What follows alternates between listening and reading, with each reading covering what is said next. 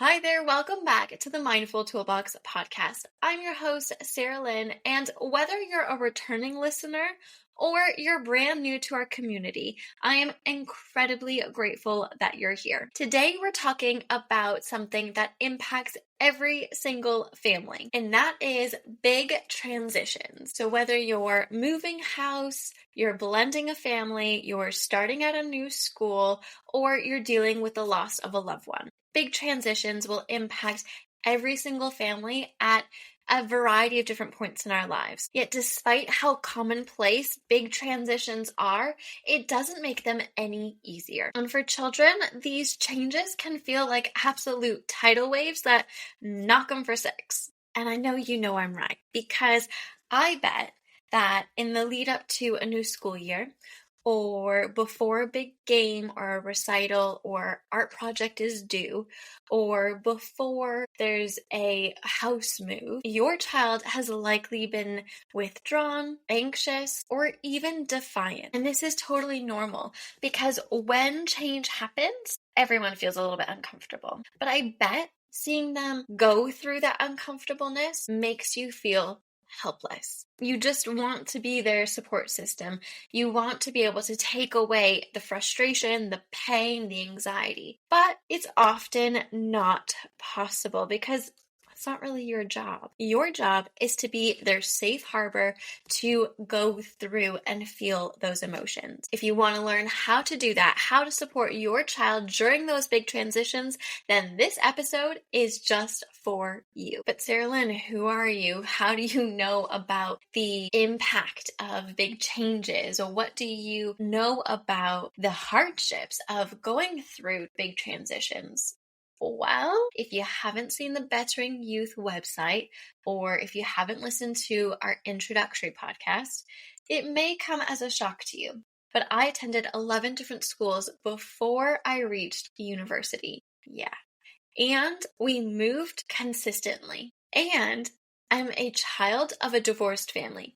So instability, change, constant reintroduction of myself, that's deeply rooted within me. So I think it's safe to say that I didn't just study this and I haven't just seen it from my students' perspective. I myself have lived it. I've lived walking into a room more times than I can count where I didn't know anyone. I've had to learn new routines, figure out where the washrooms are, and basically start from scratch again and again and again. And I know what it's like to crave stability and stillness, but constantly be in motion. My past, while it was difficult, I am truly grateful for it because it is what gives me a deep empathy when working with students and children. And it's why we're here today, because I understand what it feels like to go through really big transitions and not have the skill set to support me while I'm going through them.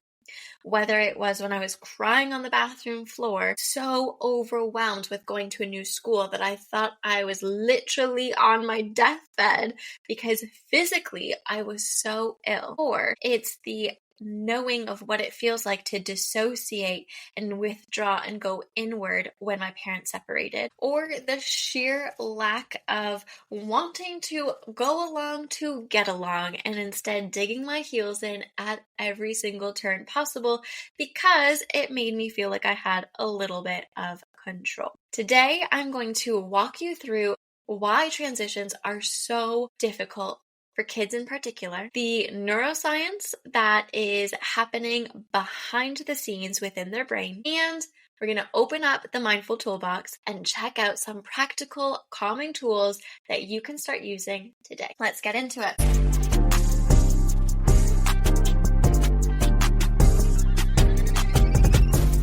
I want to first introduce you to one of my past students. For today's sake, we're going to call her Ella. So Ella was a year 6 student who I worked with while she transferred schools mid-year. Now, when I was introduced to her, I was explained that she's this bright, funny, energetic, engaged child. And I saw that in the first couple of sessions together. But Everything changed when she made that shift in schools. She shut down, totally shut down.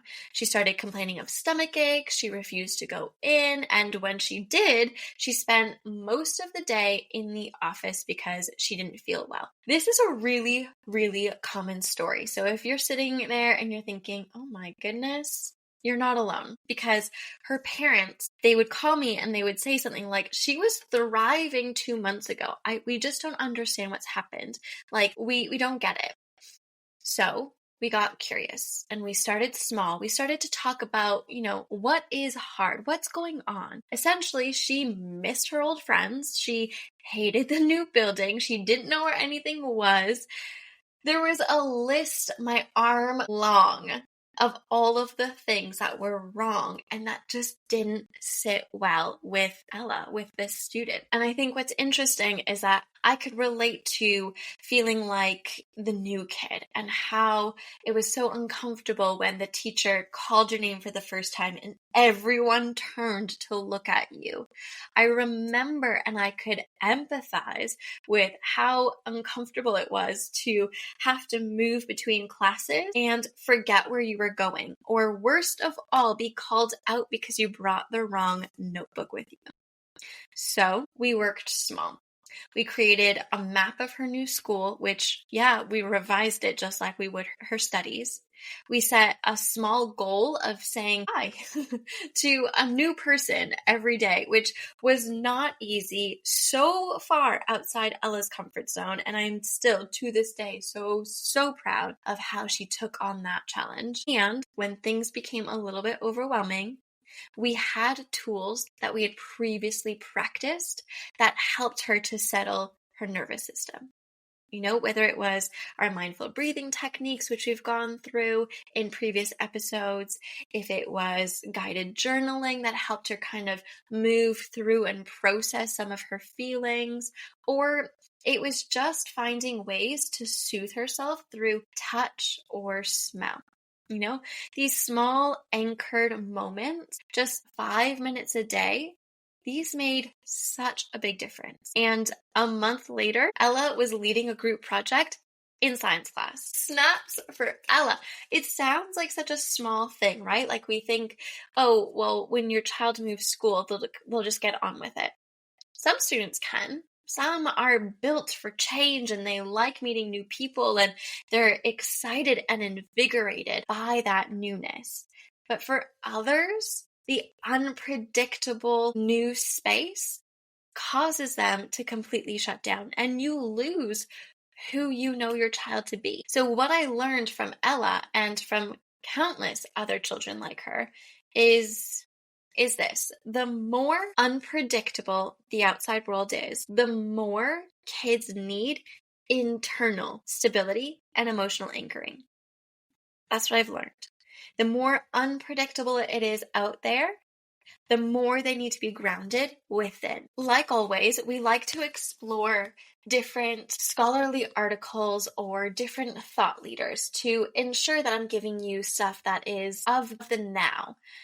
So what we're going to do is we're going to unpack why transitions are so hard. And we're going to do that through the lens of Dr. Bruce Perry, who is the author of a book that I recommend again and again and again.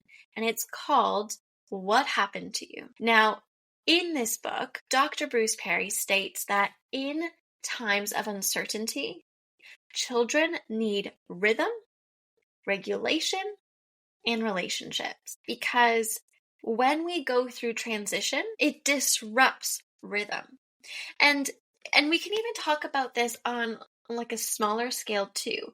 When we're thinking of moving between school term to half term, or school time to summertime and then back again, or you've gone away for the weekend and now bedtime routine is totally out the window. No matter how big or how small the transition is, transition disrupts rhythm. And ultimately, this uncertainty around routine, it dysregulates the nervous system. So if we don't create intentional relationships in that moment, our children can internalize fear or failure. But why is it easier for some than it is for others? Or why does it get maybe not easier, but a little bit less discombobulating? Is that the right word? A little bit less overwhelming as we grow older. And the reason is because psychologists have noted that children under 12 years old have underdeveloped, a not fully developed prefrontal cortex. Now, if you remember in some of our previous episodes, we've talked about our prefrontal cortex. The prefrontal cortex is the wise owl. It's the decision-making space where all of our good decision-making and reasoning can take place. When it's underdeveloped, our ability to reason and self-regulate under pressure, it's not fully developed. It's under construction. So this is why they feel things so deeply, but don't always know how to communicate it. Which is why we say time and time and time again here on the podcast that behavior is a clue. Which is all well and good, but how do we help? Well, here are some powerful strategies that you can use, whether you're a parent, a carer, or an educator. First, we're going to ground ourselves in routine. Now, I've talked about routine across the podcast, whether it was around creating safety and emotional regulation structures for your family, whether it was embedding routines that supports memory, or it's in supporting a child who is neurodiverse and needs flexibility, but within the confines of routine.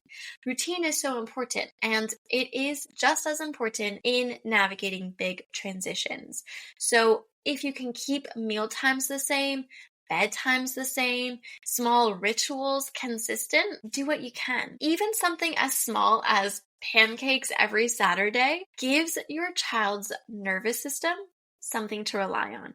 When everything else feels new and overwhelming and confusing, small anchoring moments are going to help them feel grounded. It gives them that moment of, the second thing that you can do to help your child navigate some of these bigger transitions that will pop up in their life if they haven't already is to talk early and talk often. One of my favorite things to do, and my therapist has suggested that it's because it gives me a sense of control within the uncontrollable, is to talk about things before they happen. Now, I know that can very easily lead into foreshadowing, fortune telling, catastrophizing, all of these anxiety focused thinking behaviors. And we want to avoid that completely. But let's focus on asking questions that are grounded in reality. What are you excited about? What are you nervous about? What should you do if you feel stuck?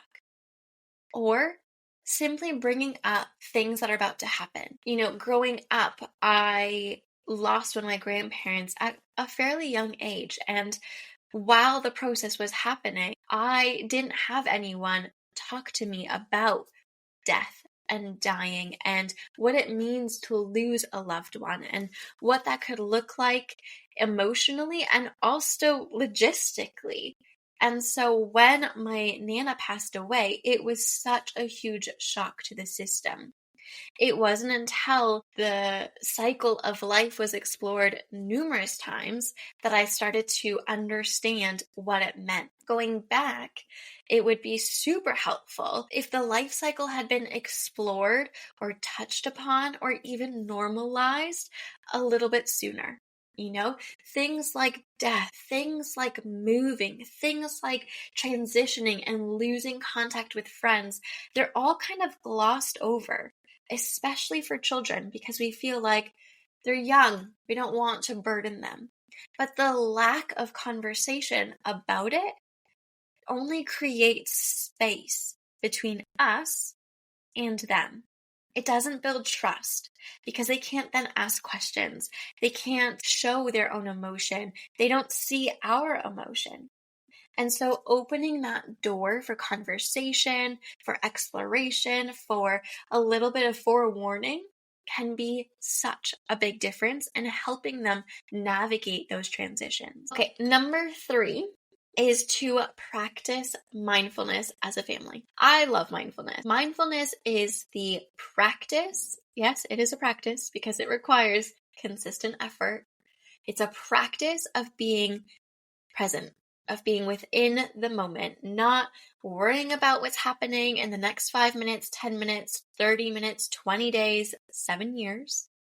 And it's not thinking about what's already happened in the past, but it's just being grounded in the moment, which is such a difficult thing for lots of people. But for children, it seems to be much easier. So practice mindfulness with your family. Try breath work before school, which is active mindfulness, when you're consciously bringing yourself to the present moment. Do body scans before bed. Become intentionally aware of what's happening within your body.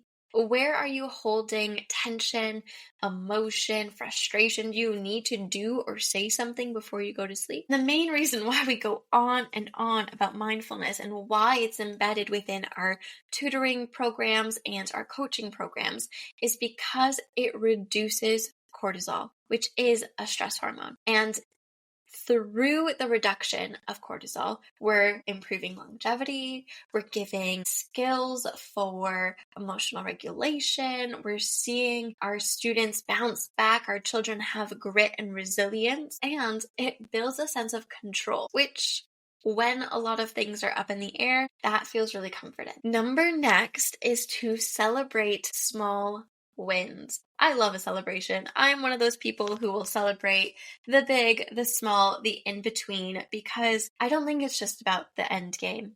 It's about the journey in between. So celebrate the small wins, whether it's walking into a new classroom or making it through the day without tears, celebrate it. If your child normally refuses school, but they got to school for an hour, yeah, you might be frustrated, you might be overwhelmed, you might be thinking, oh no, what is this leading to? Is this going to become a routine? Your mind's going to go where it's going to go. But once you've ridden that wave, celebrate it. Celebrate the fact that they were there for an hour when normally they would refuse to go at all. There's little wins along the way. And if we shift that mindset to focus on the things that we want more of, that is going to program your brain to find and search more things to be happy and proud of. Because progress isn't linear, and your child needs you to notice the effort that they're putting into their journey. Okay, so as an educator, I'm always looking for ways that we can make things actionable. How can we grab something theoretical like the tools that I've just given you and turn them into things that we can apply today? So I want to give you 2 things that you can do today. The first is to build a new rhythm. I want you to sit with your child and co-create a simple routine together. If they're getting ready for a transition, because let's focus on the one that's imminent, which is September, which means school or potentially headed off to college or university, so some form of academics, the routine is going to be different because they're in a new school, it's a new school year, they've got different clubs on different days. Can you sit with them and co-create a simple routine together? Can you embed things like, you never clean your room, and it's a tool that I've wanted you to do, so I've talked to you about, cleaning your room for one song, which is a tool that I've given you, but you just don't use it. So I'm going to implement building a routine. And can we create a routine where while you're brushing your teeth every night, you're tidying something up? It might not be the best example because you have to brush your teeth and move things around, but you get what I'm saying. While you're brushing your teeth, you're revising your top 5 keywords that you learned that week. Is there a way that we can start building a routine that helps them feel settled? And the second thing that I'm going to share with you is to create a space for emotional check-ins. That can be our physical space, which we talked about in our emotional regulation podcast. So creating a calm corner, a symbol for you, whether it's our blanket that they wrap around themselves and that that they want you to go and do some co-regulation with them. or it's just a time within the day where you can sit and you can ask them, how are you feeling about all of this? What's something that we can do to make it easier? Whether it's on the drive to school, on the drive home from school or club, or it's sitting down at your family dinner when you're having those family meetings every week. As you can see, a lot of these tools that we've provided specifically in supporting transitions are tools that we've talked about in previous episodes. And that's because big transitions often bring about dysregulated emotion.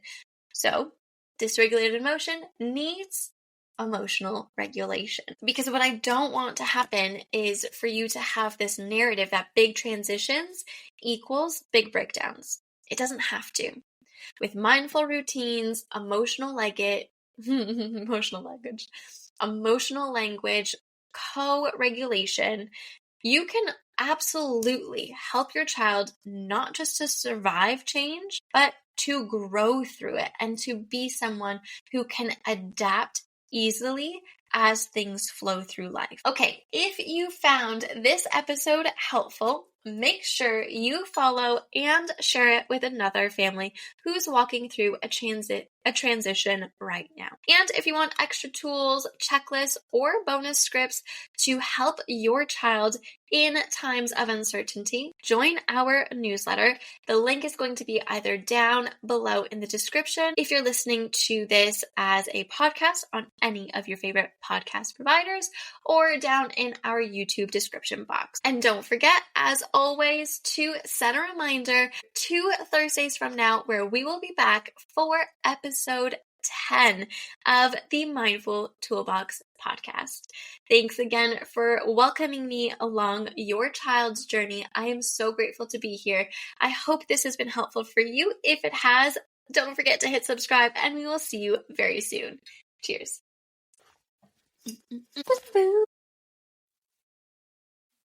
Go on, hit the lights, baby.